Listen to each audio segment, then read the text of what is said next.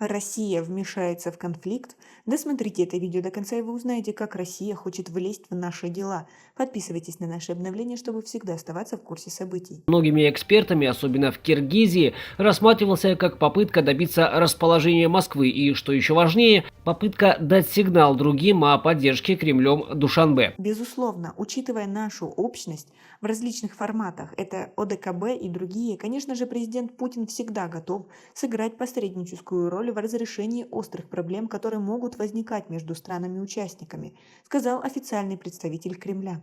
В Москве с тревогой следили за резким обострением ситуации на спорном участке границы между братскими нам Кыргызской республикой и Республикой Таджикистан. Ранее Министерство иностранных дел России призвало Таджикистан и Кыргызстан выйти на устойчивые долговременные договоренности, позволяющие нормализировать ситуацию на границе, а также принять эффективные меры для недопущения повторения подобных инцидентов. В Москве с тревогой следили за резким обострением, говорится в комментарии пресс-секретаря внешнеполитического ведомства Марии Захаровой. По ее словам, на данный момент обстановка стабилизировалась, но напряженность все еще сохраняется. МИД Российской Федерации выразил соболезнования родственникам и близким погибших, а также пожелали скорейшего выздоровления пострадавшим.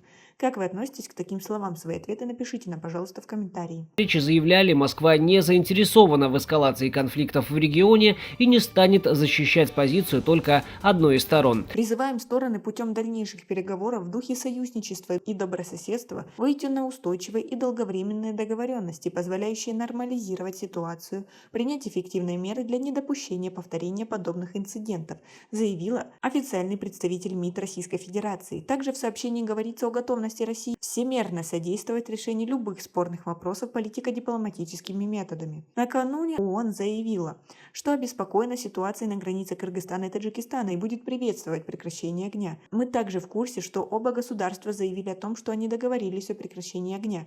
Если это действительно так, мы приветствуем это. Мы призвали бы обе стороны продолжить прямые переговоры, чтобы решать любые вопросы мирным путем, заявил заместитель официального представителя Генсека ООН Фархан Хак. По итогам переговоров председатели ГКНБ Таджикистана Саймумин Ятимов и полпред правительства Кыргызстана в Баткенской области Амурбек Суваналиев подписали совместное заявление. Согласно документу, стороны обсудили причины и последствия конфликта и пришли к согласию.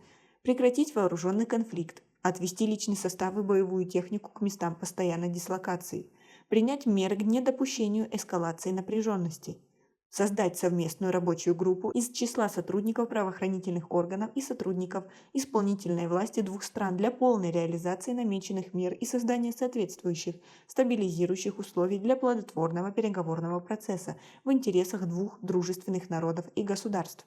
Как вы думаете, нам соседями нужен посредник, чтобы решить вопрос, или тогда мы окажемся под влиянием России? Как известно, Турция и Россия сейчас борются за влияние в регионе и всеми силами пытаются присутствовать в каждой стране. Хотим ли мы впутываться в это? Напишите нам, пожалуйста, в комментарии свое мнение. А у нас пока на этом все. Оцените наше видео подпиской и лайком. До скорой встречи.